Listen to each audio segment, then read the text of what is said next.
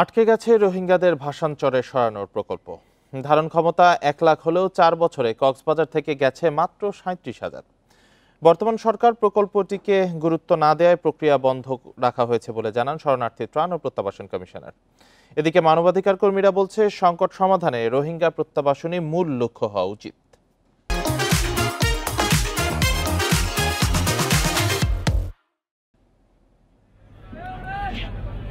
2020 সালের 4 ডিসেম্বর প্রথম দফায় রোহিঙ্গাদের ভাসানচরে পাঠানো হয়।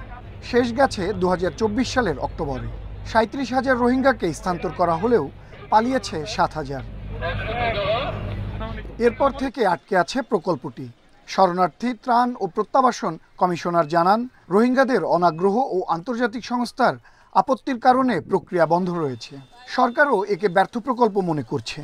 সরকারের ঊর্ধ্বতন কর্তৃপক্ষের কাছ থেকে রিলোকেশনের ব্যাপারে আমরা কোনো রকম সম্মতি পাইনি। কারণটা হচ্ছে, সরকার মনে করছেন যে ভাসানচর প্রজেক্টটি একটি ফেইল্ড প্রজেক্ট, সেজন্য সরকার এই বিষয়ে আর আগ্রহী নন।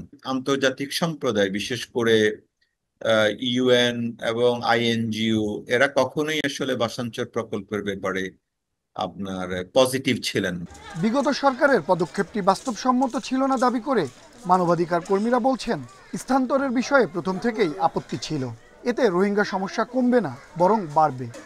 এই প্রজেক্টে সময় উপযোগী ছিল না, বাস্তবসম্পন্ন ছিল না, মানে বাস্তবসম্মত ছিল না, এটা খুবই স্পষ্ট।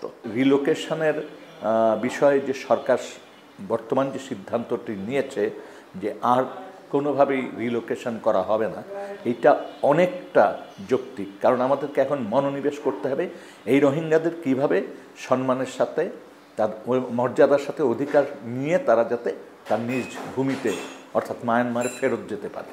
রোহিঙ্গা প্রত্যাবাসনে সরকারকে আন্তর্জাতিক মহলের উপর চাপ সৃষ্টির তাগিদ দিয়েছেন মানবাধিকার কর্মীরা। আনোয়ার সাদাত নূর, ইন্ডিপেন্ডেন্ট নিউজ, ঢাকা।